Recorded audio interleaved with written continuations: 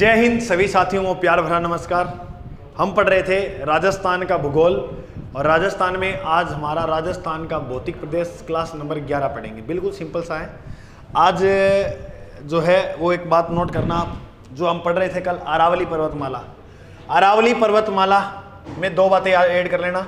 अरावली विकास कार्यक्रम चलाया गया था 1974 और 75 में। एक प्रश्न और आता है, मैंने लिखाया भी था, मरुस्थल विकास कार्यक्रम, मरुस्थलीय विकास कार्यक्रम कब चलाया गया। देख मेरे भाई, मरुस्थलीय विकास कार्यक्रम की अगर मैं बात बताऊं तो ये क्या 7 बन रहा है, ये देखो बिल्कुल गुरुजी 7 तो बने हैं, तो लिखो 1977 और 78। मरुस्थलीय विकास कार्यक्रम कब चलाया गया? 77-78 में। और अरावली विकास कार्यक्रम कब चलाया गया बताइए? अरावली विकास कार्यक्रम 1974 और 75 में। राजस्थान के कितने जिलों में चल रहा है? 16 जिलों में। जापान की सहायता से यह जो है वो चलाया गया है। और जापान की सहायता से एक काम और किया गया, याद रखना, 80 फीट की गौतम बुद्ध की प्रतिमा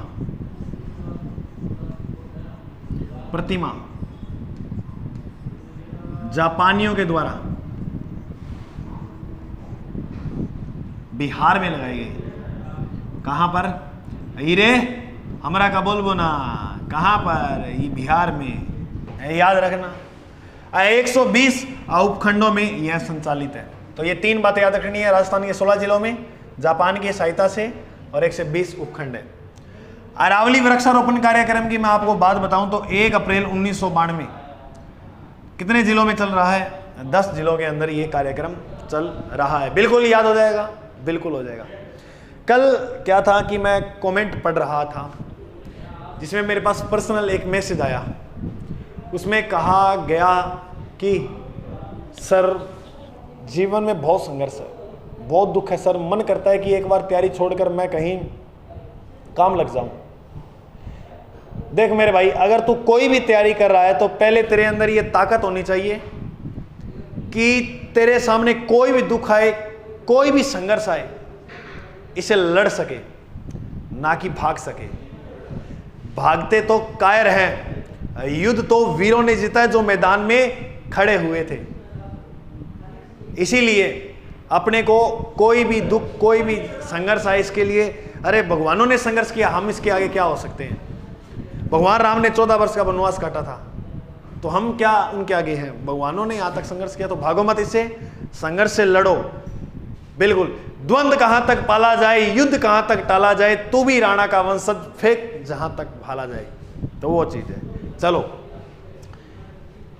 मैं ये बता रहा था मरुस्थलीय विकास कार्यक्रम 77-78 में शुरू हुआ था। गुरुजी ये क्लास किस लेवल तक है? तुम राजस्थान में जो लेवल पढ़ रहे हो वो पढ़ लो, बस उस तक है।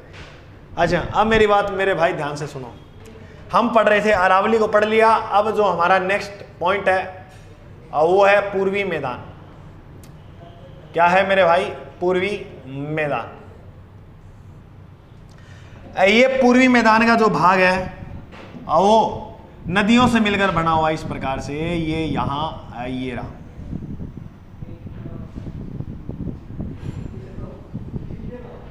ये वाला ये हिस्सा जो है बताइए वो किसका है? गुरुजी ये हिस्सा पूर्वी मैदान का। इस हिस्से में नदियां ही नदियां बहती हैं। तो जहां पर नदियां बहेंगी, जहां पर नदियां बहेंगी, यानी इसका जो निर्माण हुआ वो नदियों से ही हुआ, एक तरह से।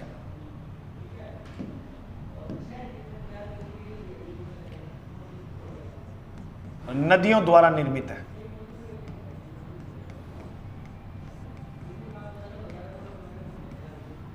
ये भौतिक प्रदेश किसके द्वारा निर्मित है? नदियों द्वारा।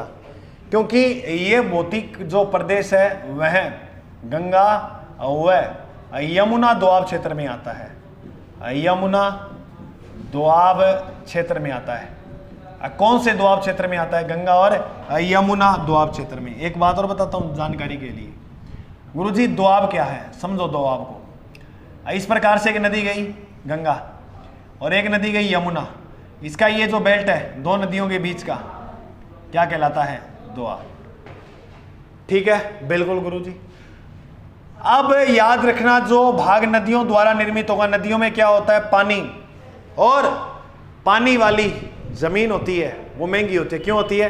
क्योंकि वहां की जो मृदा होती है वो बेस्ट होती है। तो वहां पर जो मृदा होगी वो कैसी होगी? उच्चतम। नदियों वाले बेल्ट में मृदा कैसी होती है? अच्छी। मृदा अच्छी होगी तो याद रखना दुनिया की सबसे उच्चतम जो मिट्टी है उस मिट्टी का नाम क्या है? जलोढ़। तो इस भौतिक प्रदेश में कौन सी मिट्टी पाई जाती है? जलोढ़। जहां जलोढ़ मिट्टी पाई जाएगी तो दुनिया की सबसे उपजाऊ मिट्टी है, तो यहां पर कृषि भी क्या होगी? अधिक। राजस्थान के किस भौतिक प्रदेश में कृषि अधिक होती है? अब बोलो किस अधिक होती है भौतिक प्रदेश में? गुरुजी पूर्वी मैदान में। इसीलिए इस पूर्वी मैदान को खाद्यान्न का कटोरा कहते हैं। क्या कहा जाता है? खाद्यान्न का कटोरा। खाद्यान्न का कटोरा जो है वो किसे कहते हैं? वो कहते हैं पूर्वी मैदान को। क्योंकि यहाँ क्या होती है गुरुजी? यहाँ कृषि अधिक होती है। बिल्कुल मेरे भाई, अगर यहाँ कृषि अधिक होगी तो बताओ जनसंख्या ज्यादा होगी या नहीं होगी? बिल्कुल होगी। लोगों को काम धंधा ज्यादा मिलेगा। तो यहाँ का जनसंख्या घनत्व वो भी क्या है? अधिक। मैंने पहले दिन आपको बताई थी कि यहाँ ये जो भाग है, यहाँ 39% जो जनसंख्या है वो 23% भाग पर पाई जाती है। इस भाग पर जो पॉपुलेशन है वो कितनी है? जब पॉपुलेशन का मतलब होता है जनसंख्या, वो 39% है। वो शुरू में लिखाया हुआ पहली क्लास में, टेंशन मत लो। जनसंख्या घनत्व अधिक है। अच्छा, जनसंख्या घनत्व अधिक होगा तो बताओ परिवहन की संख्या ज्यादा बढ़ेगी, लोगों को साधन चाहिए होंगे। तो किस भौतिक प्रदेश में परिवहन अधिक है? गुरुजी इसी भौतिक प्रदेश में परिवहन भी अधिक है। अच्छा, परिवहन अधिक के साथ साथ उद्योग धंधे भी यहाँ पर ज्यादा मिल जाएंगे। अरे जहाँ बस कृषि का मामला होता है मेन, उद्योग अधिक है, यानी औद्योगिक इकाई अधिक है। देखो अगर सीधा सीधा प्रश्न है, राजस्थान में सर्वाधिक औद्योगिक इकाइयां कहाँ हैं? राजस्थान में, नोट लगा के लिख लेना मेरे भाई, ये राजस्थान में सर्वाधिक औद्योगिक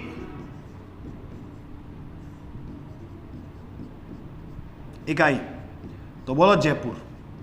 क्या करोगे? जयपुर।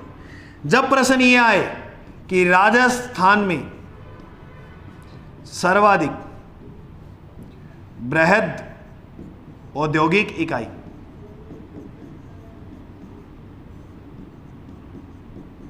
अब वो याद रखना अलवर में है। कहां पर है? अलवर। देखो मेरा सपना है कि आप एक अच्छे मंजर पर पहुंचे और एक शानदार अधिकारी बने। अधिकारी राजस्थान में सबसे बड़ा पद है आरएएस का, जो आरपीएससी कंडक्ट करवाती है। और मैं तुम्हें पूरी उम्मीद के साथ, मेरा एक ही मोटिव है कि तुम आरएएस की तैयारी करो। बड़ी आ रही है भर्ती, कंटेंट को अच्छी तरह से बनाओ। और मैं कह रहा हूं बातों को ध्यान से समझो। मैं मैटर को समेट रहा हूं। पूर्वी मैदान मान लो आपको 1 पेज 1.5 पेज में करा दूं, लेकिन बीच की जो बातें बोल रहा हूं ना, इसके बीच में 10 लाइनों का अंतर है। समझदार व्यक्ति इनके बीच के लाइनों का स्पेस भी पढ़ लेते हैं। तो ये स्पेस पढ़ना है हमें। ये बीच के लाइनों का स्पेस दिया हो ना, तो ये थ्योरिकल नहीं, शॉर्ट नोट्स बनाओ, दिमाग में रखो क्या लिखना है। जैसे अपने प्रश्न आता है, जैसे महायान धर्म के बारे में बताओ। महायान धर्म के बारे में सीधा लिखना शुरू कर दोगे आप। महायान धर्म की स्थापना नागार्जुन ने की थी। इसमें मूर्ति पूजा पे विश्वास रखते हैं, भक्ति भावना में विश्वास रखते हैं, पुनर्जन्म पर विश्वास रखते हैं। ऐसे लिखने। उत्तर भारत में राज किया था। चौथी बौद्ध संगति में इस धर्म को 2 भागों में बांट दिया गया था। नहीं, आराम से जचा कर लिखो। प्रश्न फैक्ट क्या लिख रहे हो, सीधा लिखो कॉन्सेप्चुअल में। क्या महायान संप्रदाय एक सुधारवादक संप्रदाय था। इस सुधारवादक संप्रदाय के नेता नागार्जुन थे, जिसे भारत का आइंस्टाइन कहते हैं। ऐसे लिखोगे तो क्या जज्बात रहेंगे आपके प्रश्न उत्तर में। बिल्कुल। तो ये बात समझ में आई। पूर्वी मैदान गंगा व यमुना दोआब क्षेत्र में आता है। नदियों से निर्मित भाग है। यहाँ की मिट्टी अच्छी है, जैसे जलोढ़। ये जलोढ़ मिट्टी किस भौतिक प्रदेश में पाई जाती है? पूर्वी मैदान। राजस्थान के किस भौतिक प्रदेश में कृषि अधिक होती है? पूर्वी मैदान। इसलिए इसे क्या कहते हैं? खाद्यान्न का कटोरा।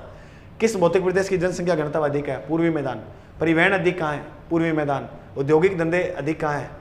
पूर्वी मैदान। राजस्थान में सर्वाधिक औद्योगिक इकाई जयपुर में है, बृहद औद्योगिक इकाई अलवर में है। राजस्थान का नवीन मैनचेस्टर भिवाड़ी को कहते हैं ना, अलवर में है। एक मेरी बात सुनना ध्यान से। अब गुरुजी एक जनसंख्या घनत्व आपने मरुस्थल में भी लिखा दिया अधिक है। वो मरुस्थल का जनसंख्या घनत्व अधिक था। राजस्थान में किस भौतिक प्रदेश का जनसंख्या घनत्व अधिक है? तो पूर्वी मैदान ही करना। अगर पूछे कि कौन से मरुस्थलीय भाग का जनसंख्या घनत्व अधिक है, मरुस्थल का नाम लेना तो पूरे दुनिया में अपने वाले का ज़्यादा है। और दुनिया का सबसे युवा मरुस्थली ही अपना है, तो वो चीज़ है। ठीक है भाई। अच्छा और समझो पूर्वी मैदान में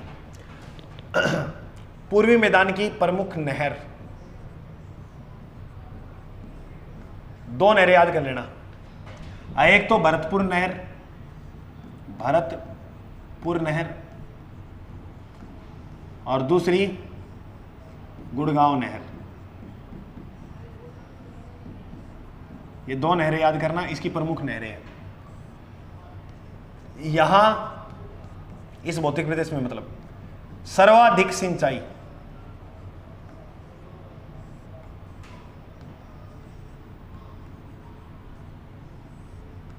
यहां सर्वाधिक जो सिंचाई होती है वो कुओं से होती है।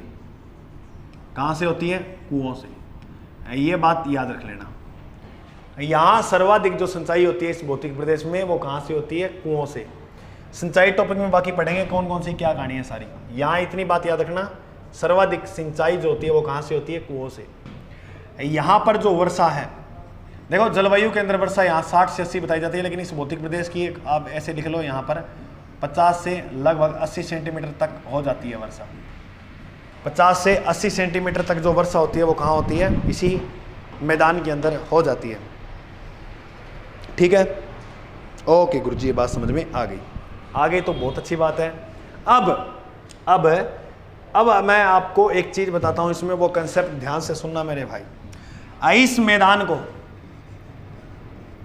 को 4 भाग में बांटा गया है। कितने भाग में?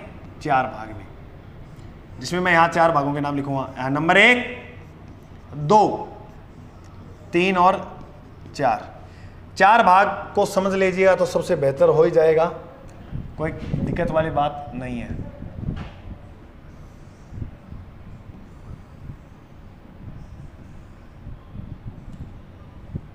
ये लो मेरे भाई, अब समझते हैं।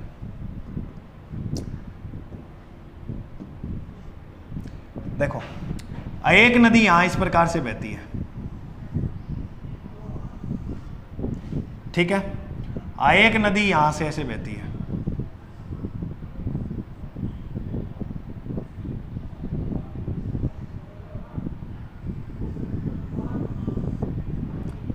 एक नदी यहां से ऐसे बहती है और एक नदी यहां से बहती है। ये इस चंबल नदी में गिर जाती हैं सारी। देखो, इस नदी का नाम था बाणगंगा। क्या नाम था? बाणगंगा नदी। इस नदी का नाम था बनास नदी। क्या नाम था? बनास। इस नदी का नाम था माही नदी और इस नदी का नाम था चंबल। तो ये जो मैदान है लगभग इन 4 नदियों से मिलकर बना हुआ है। कितनी नदियों से? 4। अब जिसमें सबसे पहला जो है वो है बाणगंगा बेसिन। नदियों के प्रवाह क्षेत्र को बेसिन कहते हैं, तो पहले वाला नाम क्या बना? बाणगंगा जब बेसिन। याद हुआ? बिल्कुल हो गया गुरुजी। दूसरा आप ले लो बनास बेसिन। बनास बेसिन, इसके 4 भाग में से 2 क्लियर हो गए, बाणगंगा बेसिन, बनास बेसिन। तीसरा आप ले लो माही बेसिन, और चौथा आप जो है वो लो चंबल बेसिन, जो ज्यादा इंपॉर्टेंट है।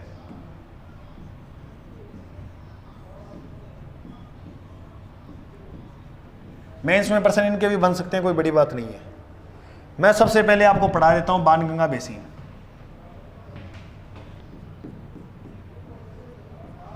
बाणगंगा बेसिन,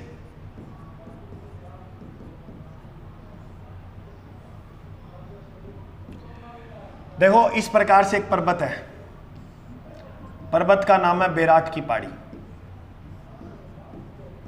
और बैराट पहाड़ी जो है वो राजस्थान के कौन से जिले में है मेरे भाई? जयपुर में।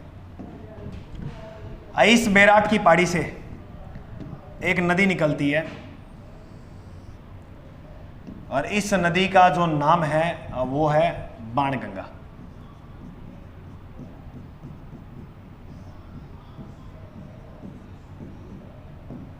क्या नाम है? बाणगंगा।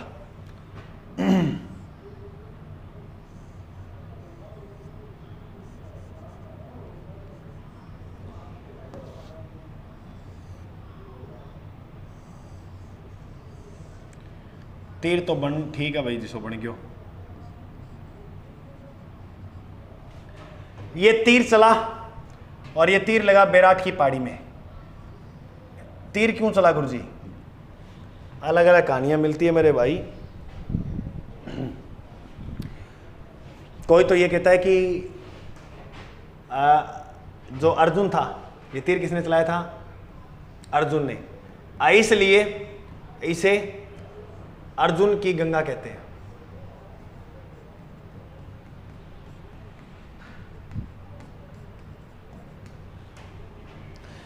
तीर क्यों चला?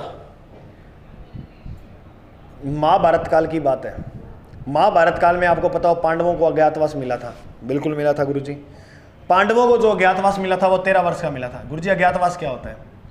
जैसे 1 वर्ष का होता है, इसमें कोई पहचाने ना, और 12 वर्ष वैसे वनवास की तरह काटने होते हैं। जैसे भगवान राम को 14 वर्ष का वनवास मिला था, इसमें 12 साल तो ऐसे ही काटेंगे सीधे, और 1 साल का हो गया अज्ञातवास। अगर इसमें कोई पहचान गया कि ये पांडव है, सॉरी ये अर्जुन है, ये भीम है, ये दुर्योधन है, ये युधिष्ठिर, जो भी मतलब 5 पांडव थे। कौन कौन थे गुरुजी? भीम, नकुल, सहदेव, युधिष्ठिर, अर्जुन, ये 5 थे। और मुंह से कोई है कि मैंने जान करके बताना नहीं था, क्योंकि मेरे को ये लगता है कि गलत बोला गया शायद। ये क्या होता है, मास्टर थोड़ा आगे का सोच के चलता है, तो वो क्या, वो बीच में 1-2 शब्द मतलब दूसरे बोले जाते हैं उससे, तो ये ऐसी बातों को टेंशन मतलब गुरुजी थे तो वो बोल, तो यार निकल जाए, कोई बड़ी बात थोड़ी है ना। तो देखो, अब इसकी पहचान नहीं होनी थी 1 साल के अंदर लास्ट वाले में, तब इन्होंने उद्देश्य लिया, निर्णय लिया कि हम राजा विराट के पास जाएंगे। तब इस विराट की पहाड़ी के आसपास का क्षेत्र राजा विराट के पास था। विराट नगर जो था ना, महाजनपद में मत्स्य जो जनपद था उसकी राजधानी थी विराट नगर। बिल्कुल गुरुजी। तो ये बताया जाता है कि सभी 500 के 500 पांडव राजा विराट के पास गए कैसे? अब सारे 5 जाएंगे तो पहचान लेगा। तो सबसे पहले भीम और द्रौपदी गई। द्रौपदी ने कहा कि मुझे काम दो, मैं रसोई घर का काम कर लूँगी और इसके साथ में मेरी हेल्प भीम कर देगा। नाम नहीं बताया भीम, मतलब वो रसोई घर में काम लग गए। अब वो पहचान नहीं पा रहा उनको कौन है वो। उसके बाद अर्जुन आया। अर्जुन ने नाच गाना करने वाली का भेष बनाया, और इस विराट का बेटा था सुक्ता, ऐसा करके नाम था कोई, तो उसको डांस दिखाया। तो सुक्त होगा, मैं तो डांस यूँ सीखूंगा और क्यों सीखूंगा नहीं। तो उसको भाई अर्जुन को वहाँ लगा दिया। फिर कई दिनों बाद युधिष्ठिर आया, उसको सेनापति के रूम में रख लिया। ऐसे ऐसे करके इन सभी को काम लगा लिया। सभी को काम जैसे ही लगाया, ये बात की सूचना पहुंच गई गुरु द्रोणाचार्य के पास। गुरु द्रोणाचार्य ने विराट को पत्र भेजा, विराट तेरे पास 500 पांडव आए हुए हैं। विराट ने कहा नहीं मालिक, ऐसा हो ही नहीं सकता, क्योंकि उनको पहचान नहीं पा रहे थे कोई। क्यों नहीं पहचान पा रहे थे? क्योंकि वो सारे अलग अलग भेष में गए थे, इसलिए नहीं पहचान में आ रहे थे। यार अर्जुन इतना ताकतवर और एक महिला नाच गाना करने वाली के भेष में गया, इसलिए पहचान नहीं पा रहे थे। द्रोणाचार्य ने ये बात कही। ऐसे धीरे धीरे दिन बीतते गए, काफ़ी टाइम हो गया, अज्ञातवास बीतने वाला था। द्रोणाचार्य ने फिर घुमाया पत्र और कहा तेरे पास ही है 500 पांडव। विराट ने कहा मालिक नहीं, आकर देख लो आप। तब उसने कहा चलो एक चाल खेलते हैं, मैं भेजता हूं गाय के लुटेरे, और एक सच्चा क्षत्रिय होता है वो गाय की लूट नहीं देख सकता। जैसे ही गाय के लुटेरे आएंगे वो ऑटोमेटिक बाहर निकलेंगे लूटने के लिए। फिर ये बात हुई। ऐसे करते करते एक दिन इन्होंने ये सारी प्लानिंग कर ली, और राजा विराट युधिष्ठिर को लेके चले गए। सारथी को भी ले गए थे, सारथी रथ चलाने वाला होता है, ले गए। अब पीछे युधिष्ठिर होता तो रोक लेता इनको, क्या भाई नहीं, इनकी चाल है आक्रमण, अपने को जाना नहीं है। लेकिन युधिष्ठिर को तो विराट ले गया था। अब क्या कहानी हुई? अब जैसे ही गाय लुटेरे आए तो हड़कंप मच गया सेना में। हड़कंप मचा, उधर द्रौपदी खड़ी थी और सुतोगर काट रहा था अपनो आपा चला। तो उसने कहा मालिक सारथी नहीं है, सारथी तो राजा ले गए। तब द्रौपदी ने कहा था कि वो जो आपको डांस सिखाता ना, उसको रथ चलाना आता है। वो ऐसा है ये रथ चलाएगा। क्या एक बार चलाओ सही, ले जाओ इंसान का चलाना हुआ, मैं कहूँ ला रही हूँ, विश्वास करो। तब बताते हैं कि सुक्ता ले गया बिठा के रथ पर, और जैसे ही आगे से एक तीर आया, थू, सुक्तो बाज गयो, और उसने पकड़ा, उसने इधर आ, कहां भाग रहा है? कह रहा मार देगा।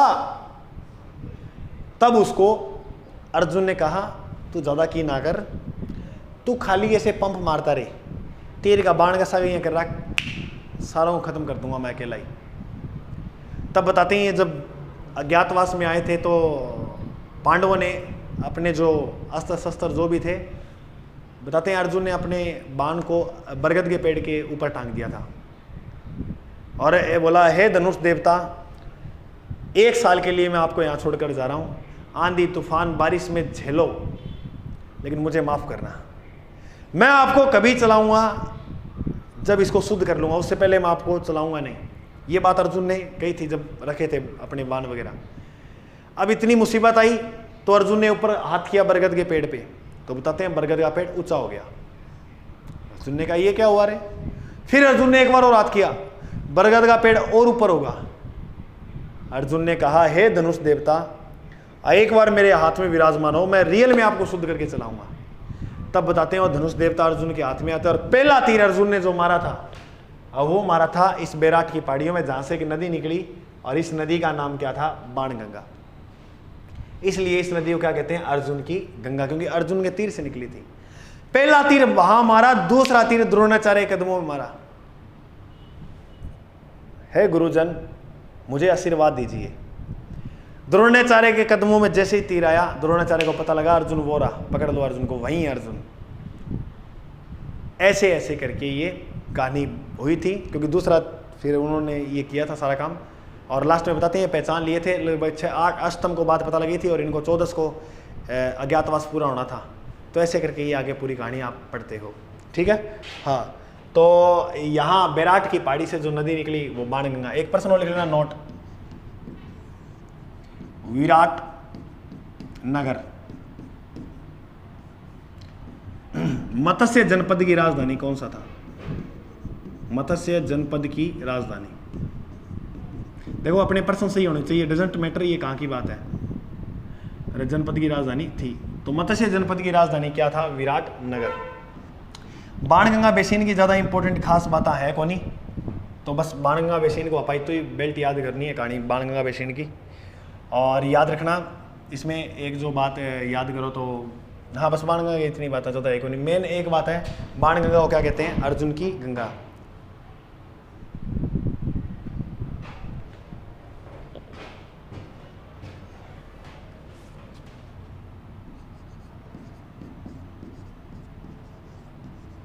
याद रखना एक बात, इसको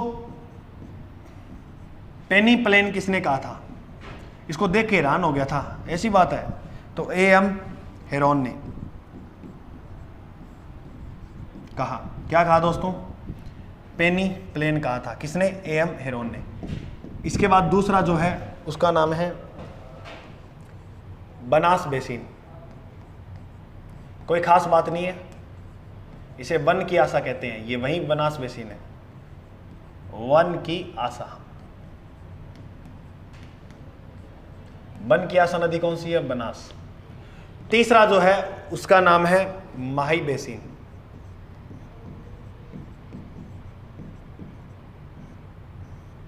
माही बेसिन में देखो क्या बात याद करनी है,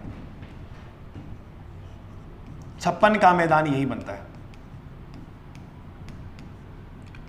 डूंगरपुर व बांसवाड़ा में।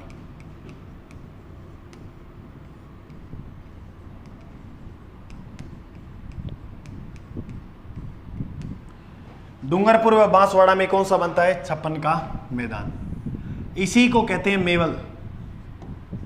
मेवल के अंदर कौन कौन से जिले आते हैं? मेवल प्रदेश में डूंगरपुर और बांसवाड़ा ही आता है। कौन सा प्रदेश? मेवल। याद रखना, इसी को कहते हैं बागड़। क्या कहते हैं? बागड़ प्रदेश। बागड़ प्रदेश में भी ये 2 जिले आते हैं, एक होता है बांगड़, बांगड़ के दो या बांगर के दो। ये शेखावाटी का भाग है। किसका भाग है? शेखावाटी का। ये नोट लगा के लिख लेना, बांगड़ आए वो किसका भाग है? शेखावाटी में है ना, बांगड़ आता है। ठीक है गुरुजी, माई बेसिन याद हो गया। यहाँ की प्रमुख नदी माई है, पता ही है। अब मेन आता है चंबल। चंबल बेसिन। चंबल बेसिन में याद रखना, उत्खात भूमि या बीहड़ भूमि को क्या कहते हैं? चंबल। चंबल नदी, चंबल बेसिन उत्खात भूमि बनाती है। देखो ये कौन कौन से जिलों में बनती है? करौली, सवाई माधोपुर, धौलपुर। सर्वाधिक जो है वो धौलपुर में ही बन जाती है। कहाँ पर बनती है? धौलपुर में। इसलिए आप याद रखना बीहड़ भूमि धौलपुर में पाई जाती है। देखो एक तो होता है अपर्दन। क्या होता है अपर्दन? पढ़ते हैं, मिट्टी का कटाव होने लगता है अपर्दन में। जब अपर्दन अधिक मात्रा में होता है, अधिक मात्रा में होता है तो उसे बीहड़ कहते हैं। उसे क्या कहते हैं? बीहड़। ये प्रश्न याद रख लेना, अपर्दन अधिक मात्रा में होता है तो उसे क्या कहते हैं? बीहड़। चंबल नदी एक क्षेत्र बनाती है जिसका नाम है डांग क्षेत्र। डांग क्षेत्र किस नदी के प्रवाह क्षेत्र में आता है? चंबल नदी के। डांग विकास कार्यक्रम क्या है? डांग विकास कार्यक्रम में कितने जिले आते हैं और डांग विकास जो कार्यक्रम है वो कब चलाया गया था? सारी बातें धीरे धीरे नदी पढ़ाएंगे ना चंबल तो भाग छेड़ेंगे इस बात को। देखो यहाँ भौतिक प्रदेश पढ़ रही है तो अनावश्यक सारी बातें करनी जरूरी नहीं है, लेकिन मैं आपको एक फैक्ट लिखा रहा हूँ वो जरूर लिख लो। डांग क्षेत्र तो चंबल नदी बनाती है। अगर प्रश्न पूछे डांग की रानी किसे कहते हैं? डांग की रानी। अगर प्रश्न पूछे ऐसे लिखो, डांग। प्रश्न आए डांग की रानी, ये आया तो ये भी आ सकता है डांग का राजा। राजा का आएगा तो राजा का आएगा, इसके साथ साथ नृत्य भी आ सकता है, डांग नृत्य। डांग मार होली कहाँ खेली जाती है? ये भी आ सकता है। ठीक है। डांग की रानी कहते हैं करौली को। रानी रोएगी रोली, डांग की रानी, डांग पड़ते ही रानी रो लग जाए, रोली यानी करौली। डांग का राजा कहते हैं धौलपुर को। डांग का राजा किसे कहते हैं? धौलपुर को। डांग नृत्य होता है नाथ द्वारा में। नाथ द्वारा कहाँ पड़ता है? गुरुजी नाथ द्वारा राजसमंद में है, बिल्कुल। और नाथ द्वारा की एक चीज़ और फेमस है कि पिछवाइयाँ। पिछवाइयाँ कहाँ की फेमस है? नाथ द्वारा राजसमंद की। भगवान कृष्ण की बाल लीलाओं का अंकन किया जाता है एक पर्दे के ऊपर, उसे कहते हैं पिछवाइयाँ। होली चांदनगांव, गुरुजी चांदनगांव तो जैसलमेर में है, नहीं करौली में भी है। चांदनगांव में मंदिर है महावीर जी का। ये कहाँ पर है गुरुजी? करौली में। तो याद रखना डांग मार होली कहाँ की फेमस है? करौली की। बोलो इतनी बात याद कर लोगे? हाँ जी गुरुजी, इतनी बात हम अच्छी तरह से याद कर लेंगे। तो इतनी बात अगर आप अच्छी तरह से याद करते हो तो हमारा जो आज का टॉपिक था पूर्वी मैदान, वो हमने सफलतापूर्वक पूरा पढ़ लिया है।